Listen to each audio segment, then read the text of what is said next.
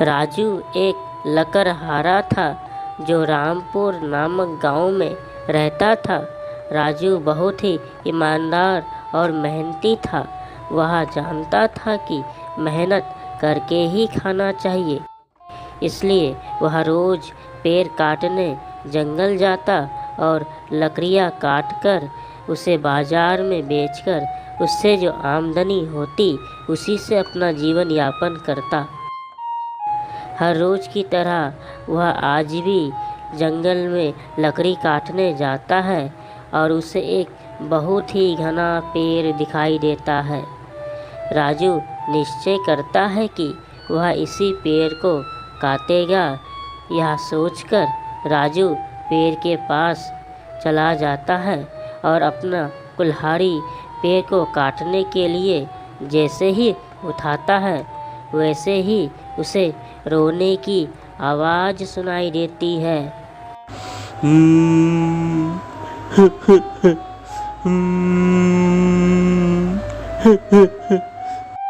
राजू इधर उधर देखता है तो उसे कोई दिखाई नहीं देता।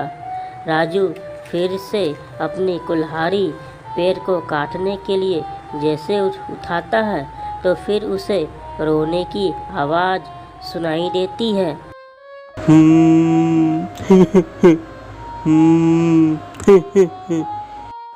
मैं पेड़ बोल रहा हूँ जिसे तुम काटने आए हो। हे लकड़हारे, मुझे मत काटो। मुझे बहुत दर्द होता है जब तुम अपनी कुल्हाड़ी मेरी शाखाओं पर मारते हो। मुझे बहुत दर्द होता है और मैं अभी जीना चाहता हूँ। मुझे मत काटो हे लकड़हारे।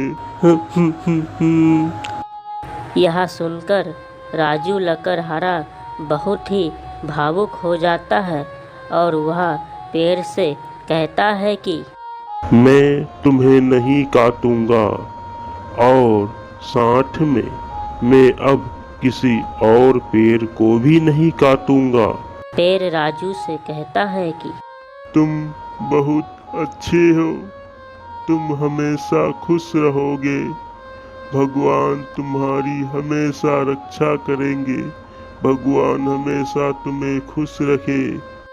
और राजू वहाँ से चला जाता है और निश्चय करता है कि वह सिर्फ पेड़ पौधे लगाएगा और अधिक से अधिक लोगों को पेड़ पौधे लगाने के बारे में जागरूक करेगा और साथ ही साथ लोगों को पेड़ पौधे ना काटे इसके लिए पेड़ की महत्व को बताएगा। सुंदरपुर गांव में सुंदर अपने पुत्र सोमू के साथ रहता था। सोमू की मां का देहांत हो गया था। सुंदर बहुत ही ईमानदार और कर्मठ था। वह बहुत ही मेहनती था, इसलिए वह काम की तलाश में दर दर भटकता, लेकिन उसे कोई काम नहीं मिलता। कोई काम नहीं होने के कारण उसकी आर्थिक स्थिति बहुत ही खराब थी। कई दिनों से सुंदर और सोमू नमक रोटी खाकर अपना जीवन यापन करता, लेकिन एक दिन सोमू अपने पिता से कहता है कि पिताजी, पिताजी, बहुत दिनों से सिर्फ नमक रोटी खा रहा हूँ। पिताजी, आज मुझे कुछ नया खाने का मन है। पिताजी, हाँ, आज मैं नमक रोटी नहीं खाऊंगा। आज कुछ नया बनाइए पिताजी। हाँ। सोमू की ये बातें सुनकर सुंदर को अपनी गरीबी पर रोना आता है, लेकिन वह अपने आप को संभाल कर कहता है कि सोमू, तुम्हें क्या खाना है नए में? मुझे तो चावल दाल रोटी के अलावा और कुछ बनाना नहीं आता। मैं तुम्हारे लिए क्या बनाऊं नया, मुझे बताओ। पिताजी, आप मंचूरियन बनाइए। मैं मंचूरियन खाऊंगा। मंचूरियन बनाना बहुत ही आसान और बहुत कम समय में बन जाता है और बहुत ही स्वादिष्ट भी होता है पिताजी। हाँ हाँ पिताजी, मुझे मंचूरियन ही खाना है। ठीक है मेरे लाल सोमू, मैं मंचूरियन ही बनाऊंगा। मैं बाजार से सारे सामान लेकर आता हूँ। हाँ हाँ। यह कहकर सुंदर सेठ से कुछ पैसे उधार ले लेता है और बाजार से सारे सामान खरीदकर घर लाता है। और सोमू कहता है, पिताजी, आप आ गए पिताजी सारे सामान लेकर। हाँ मेरे लाल, मैं सारे सामान लेकर आ चुका हूँ। बाप बेटे मिलकर सारी तैयारियां करते हैं मंचूरियन बनाने के लिए। कुछ समय बाद मंचूरियन बनकर तैयार हो जाता है और सुंदर सोमू बड़े स्वाद से मंचूरियन खाते हैं।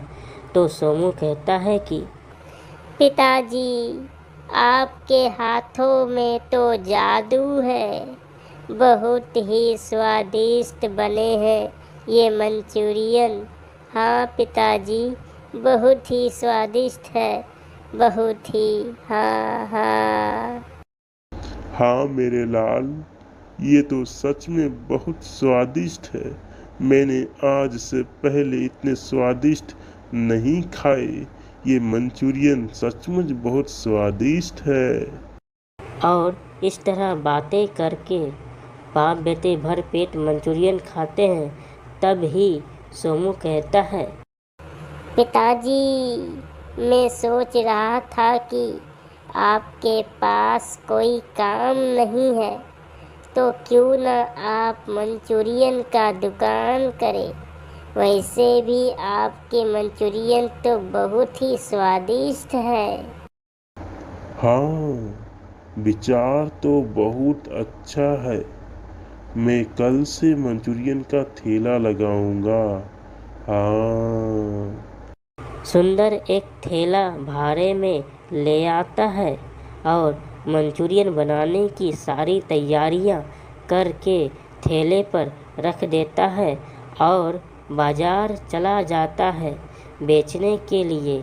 और ठेला लगाकर कहता है कि ले लो, मंचूरियन ले लो। बहुत ही स्वादिष्ट मंचूरियन। ले लो। एक बार खाओगे बार बार आओगे। ले लो मंचूरियन ले लो।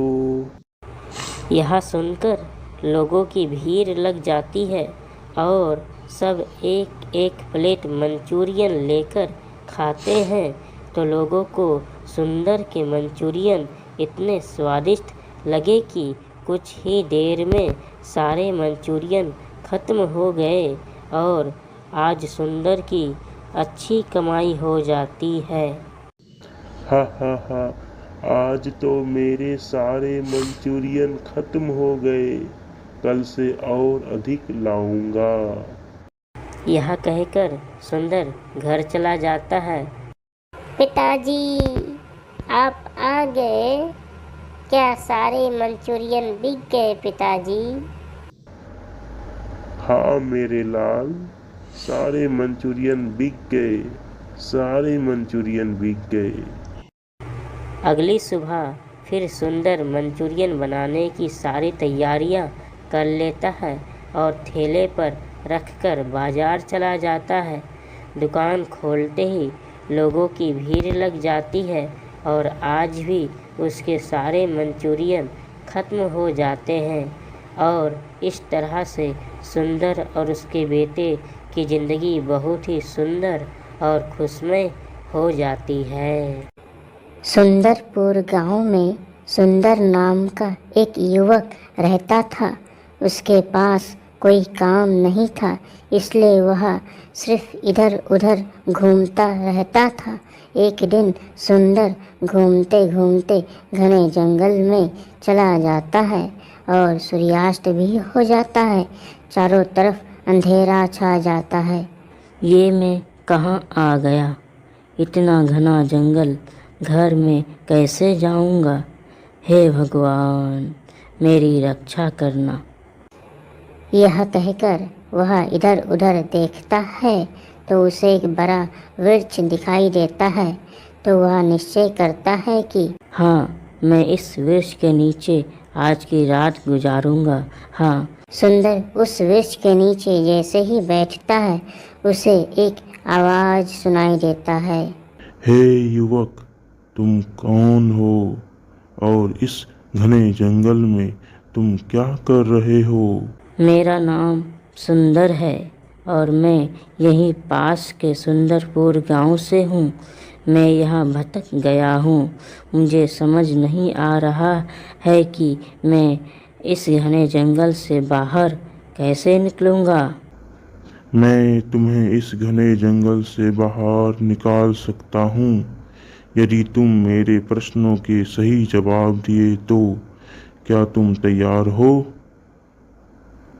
हाँ, हाँ, मैं तैयार हूँ।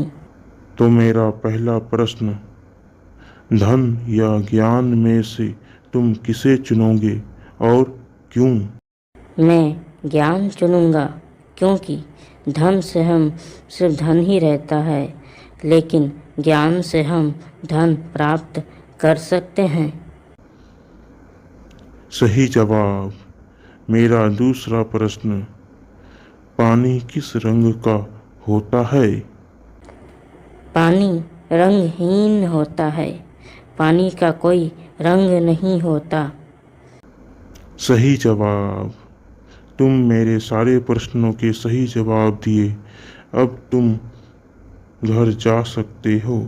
तुम घर जा सकते हो। तुम जिस ओर से भी जाना चाहोगे वह रास्ता तुम्हारे घर को जाएगा। और सुंदर धन्यवाद कहता है और वहाँ से चलना शुरू करता है। तो रास्ता अपने आप बनता जाता है और वह अपने घर पहुँच जाता है। उदयपुर नाम गांव में रामू पकोड़े बेचा करता था। उसके पकोड़े बहुत ही स्वादिष्ट होते थे, इसीलिए लोग दूर दूर से उनकी पकोड़े खाने के लिए उनकी दुकान पर आते थे। पकोड़ों की इतनी बिक्री देखकर रामू के मन में लालच आ जाता है और वह अधिक लाभ कमाने की मनसा से मिलावट करने लगता है। सस्ते तेल और सस्ते बेसन का इस्तेमाल करना शुरू कर देता है। एक दिन श्यामू नाम का एक लड़का उसकी दुकान पर पकोड़े खाने के लिए आता है। अरे भैया, आपके पकोड़े ना खाऊं तो मेरा मन ही नहीं लगता। एक प्लेट पकोड़े लगा दो भैया। हाँ, एक प्लेट लगा दो। हाँ भैया, अभी आपके एक प्लेट पकोड़े लगा देता हूँ, थोड़ा इंतजार कीजिए। हाँ हाँ, ये लीजिए आपके एक प्लेट पकोड़े। श्यामू जैसे ही पकोड़े मुंह में रखता है तो ठोक देता है। छी, ये पकोड़े इतने खराब है। ये बिल्कुल खराब पकोड़े हैं।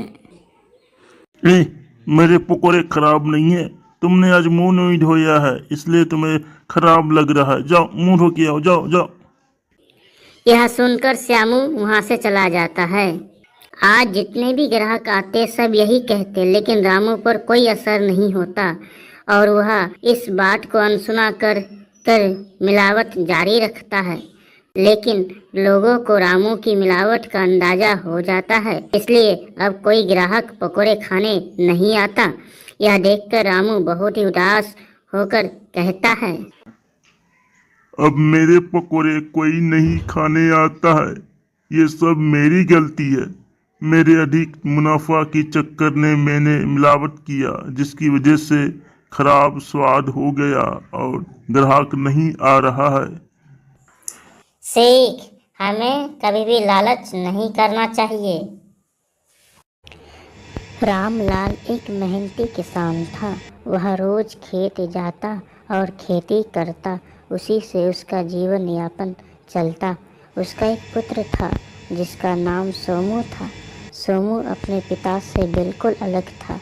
वह भाग्य को ही सब कुछ समझता था। उसका मानना था कि भाग्य ही सब कुछ होता है, इसलिए वो कहता था कि समय से पहले और भाग्य से ज़्यादा कुछ नहीं मिलता। भाग्य अपने आप आपको ढूंढता हुआ आएगा। जो आपके भाग्य में लिखा है वह आपको मिलेगा ही। एक दिन रामलाल अपने पुत्र से कहता है कि तुम सिर्फ घूमते फिरते रहते हो। तुम अब बड़े हो गए हो मेरे लाल। अब तुम अपने कार्य पर ध्यान दिया करो, अपने पढ़ाई पर ध्यान दिया करो। बिना कर्म के कुछ नहीं मिलता। पिताजी, मुझे कार्य करने की कोई आवश्यकता नहीं है, क्योंकि मेरा भाग्य ही सब कुछ है। जो मेरे भाग्य में लिखा है वह तो मुझे मिलेगा ही, तो फिर मुझे मेहनत करने की क्या आवश्यकता है। देखो सोमू, तुम गलत सोचते हो। भाग्य ही सब कुछ नहीं होता। हमें भी मेहनत और कर्म करना पड़ता है। बिना कार्य के कुछ नहीं मिलता। रामलाल जब ऐसी बातें करता है तो दोनों के बीच शर्त लग जाती है कि तब समू कहता है कि आज से पिताजी, आज से 1 महीने तक एक खेत में आप खेती कीजिएगा अपने मेहनत और कर्म के आधार पर, और एक खेत में मैं मेहनत करूँगा अपने भाग्य के आधार पर। देखते ही देखते 1 महीना बीत जाता है और रामलाल और उसके पुत्र सोमू दोनों अपने अपने खेत पर जाते हैं तो देखते हैं कि रामलाल के खेत पूरे हरे भरे होते हैं, जबकि सोमू के खेत में बिल्कुल भी हरियाली नहीं होता। उसके खेत बिल्कुल भी हरे भरे नहीं होते। यह देखकर सोमू को अपनी गलती का एहसास होता है। पिताजी, आप सही थे। सिर्फ भाग्य से कुछ नहीं होता, मेहनत और कर्म करने से होता है। इसलिए पिताजी, आज से मैं भी भाग्य पर नहीं, अपने कर्म और मेहनत पर विश्वास करूँगा, इसी पर ध्यान दूँगा। यह कहकर दोनों बाप बेटे खुशी खुशी अपने घर चले जाते हैं।